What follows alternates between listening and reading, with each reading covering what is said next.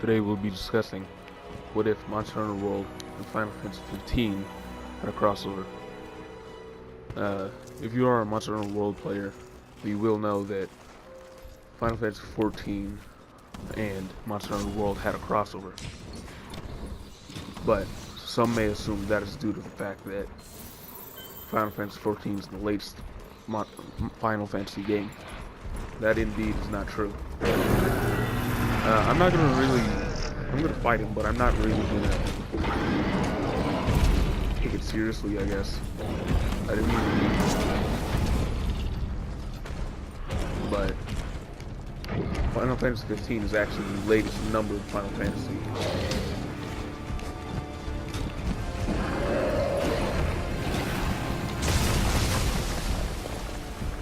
But we're going to discuss if Final Fantasy 15 and Monster Hunter World have crossover instead of 14.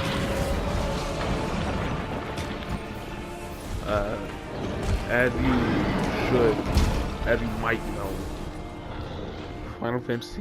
almost all Final Fantasies have a behemoth in them, including Final Fantasy 15. So I'm going to kind of compare the two in terms of the fight, and that's kind of it. I'll fight this behemoth more, just so you get a feel for how annoying it is. This behemoth is massive, whereas the other one, as we'll see soon, isn't that big. Like, he's big enough that he's like the size of a normal monster in Monster Hunter World, but he's not like, he's nowhere near behemoth. He's nowhere near Xeno'jiga. He's most definitely nowhere near Coco. What? Get me through my cheese mantle.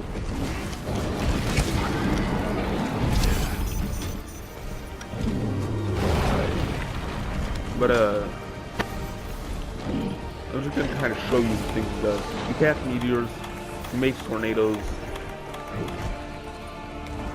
You won't see it right now, but he does actually send down some comets. And he also has an attack that will kill you no matter what. Assuming you're not hiding behind one of those comets.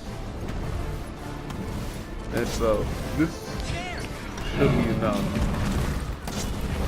Monster Hunter World for you to kind of get, I guess, what he really does. He's massive, he hits a lot, and it hurts. And I'm not happy about it. Even though I have most of Gretchen being the drawing effect, even though I have most of them, I actually have struggled with him a lot.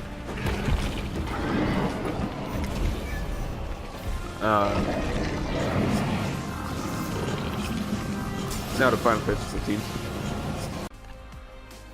Hey, this is the second part of my video about if Final Fantasy 15 and Monster Hunter World had a crossover.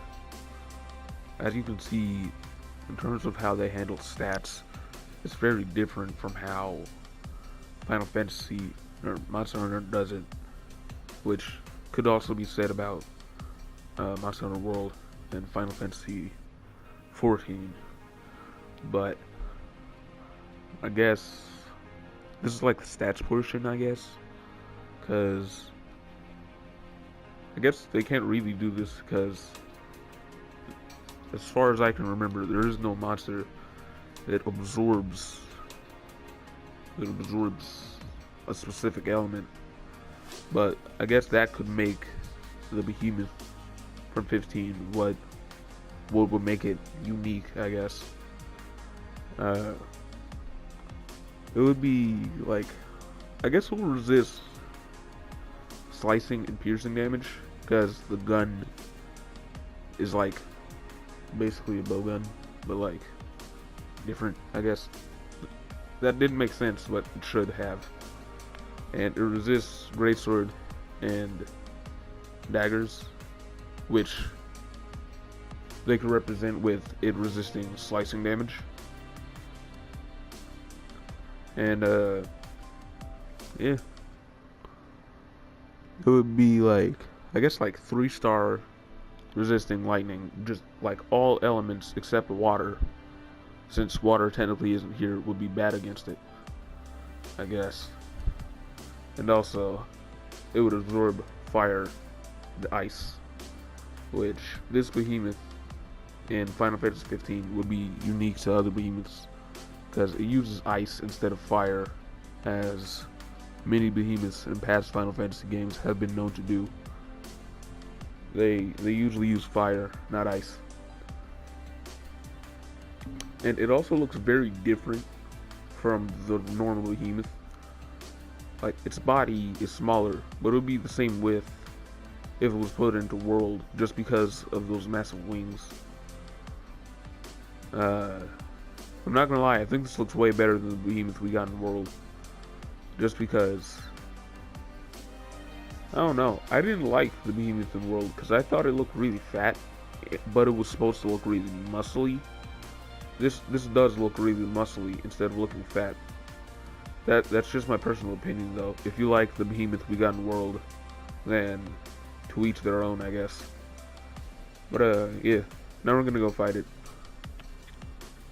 My what if Monster Hunter World and Final Fantasy 15 did a crossover instead of Final Fantasy 14 doing a crossover with Monster Hunter World.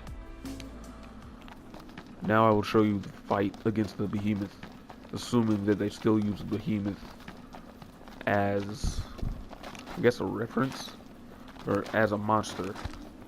They could, if this were to actually have happened, they could have used a different monster, but considering how iconic the behemoth actually is, there's a strong chance they wouldn't have.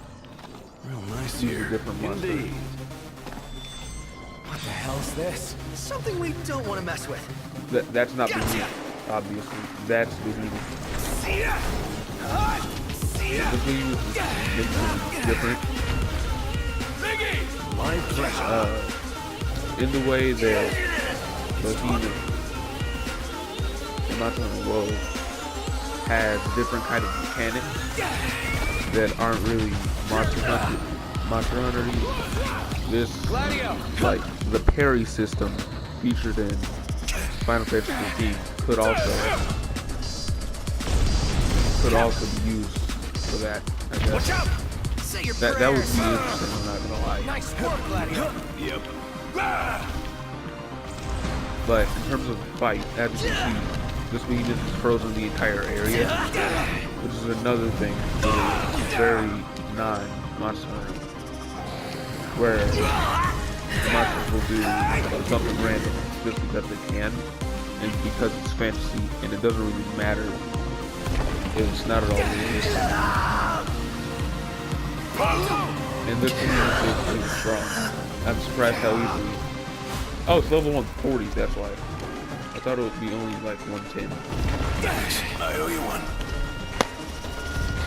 And that's another thing that's different. They couldn't like directly translate numbers in terms of damage into Monster Hunter World, or you constantly be one shot. But it's not nearly as physically present. It mostly does magic attack of the ice element. They do a lot of damage, and it's kind of hard to avoid. So they might have to, they would probably have to tone that down if they ever considered. How are all my dudes dead? If they ever considered actually putting it in World. I'm not gonna lie, I'm not gonna help you. But yeah, as you can see right there, standing next to it, it'll just one-shot you because it can. Don't you go quitting on me. Wouldn't dare. And due to this fact, it kind of couldn't be the exact same, but it would still be a cool fight. And even with how kind of crazy and un-Monster Hunter this is, I think I would still find it less difficult than Behemoth, just because of the size. And also, Behemoth, he just combos you to death. He'll knock you onto the ground and then drop a meteor on you, or tribute you. But this doesn't really do this like that. It just kind of does big bursts of damage.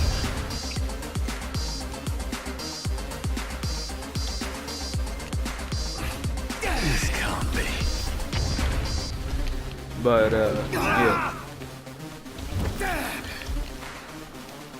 Hey, Ignis, instructions. And so that's what kind of makes the fight This ought different. to give you an edge. Besides the obvious Thanks. size difference. And like the fact that he uses ice, that's its only element. Also, as I hopefully remember to edit in, the unit absorbs ice, making it so that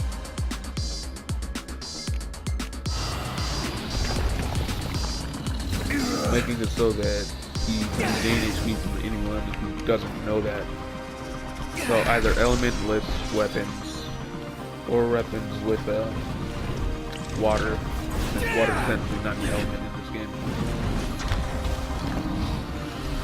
Would be kind of like the only thing that could really hit it for a lot of damage. It also resists fire, but that still hit because I guess it was a counter, and that's the only reason. But yeah, much less of physical presence. But it still does have very painful physical attacks. It doesn't really use those wings, so earlier I commented it's probably same width due to its wings. But seeing as it doesn't really use them, I guess it really is just kind of normal monster size. Not especially big, not really small. Like, actually he's kind of chunky. Like, if you stack an Odogaron on top of another Odogaron, and then gave it this moveset, this would literally just be it. Or in terms of size, if you stack an Odogaron on an Odogaron, and then like, just the weight, that's essentially that. But where Behemoth has the Eclipse Meteor and the Comets, I can see this having counters with all weapons that have the ability to block. And I think that would be interesting, considering how much I play this game and consistently do not actually get the counter. So I don't know whether that'd be easier or harder for me. Probably easier, I think. But overall, the fight is insanely different. I'm also going to discuss why this wasn't the case, why 15 and Monster Hunter World didn't have a crossover. I think it's just because, unlike Final Fantasy 14, 15 isn't constantly getting updates, which is kind of sad. It did recently get an update though, and I liked it. It was cool. I have a video of that.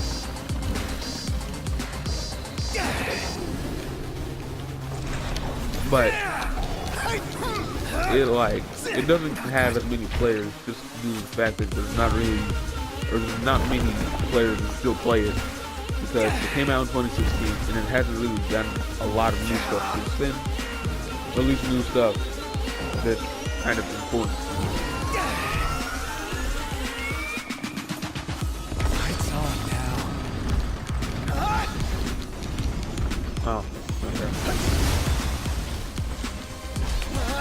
But this is insanely different in terms of the fight. I keep repeating myself and I don't know why. But the reason this kind of didn't happen, in my opinion, is just it most likely wouldn't have done well on the Final Fantasy 15 part, or at least not as well as people actually playing it if the Final Fantasy 15 community got Rathalos. Which I didn't really like it when I saw that they got Rathalos. But I thought they should have gotten Nergigante, but I can see why. Because Nergigante isn't nearly as iconic, even though it is a flagship for Monster Hunter World. It's not nearly as iconic. It's not nearly as iconic as Rathalos is. And for that reason, they didn't get Nergigante, even though Nergigante is way cooler in my opinion. But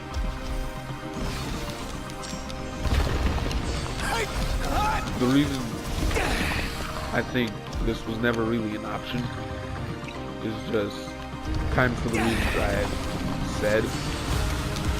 Like, 15 isn't as, like, it's not as relevant, I guess, is what I'm trying to say. But it's kind of sad, because I genuinely love the game. That's kind of the only reason I could think that they didn't do a crossover with Monster Hunter World and Final Fantasy 15 is for that reason alone. But yeah, that concludes this video, I think. I'm not going to finish this quest just because I've already done it a ton of times. If you want to see the full quest, I have a few videos of it actually. Remember to like and subscribe. I've been forgetting to say that occasionally. But bye.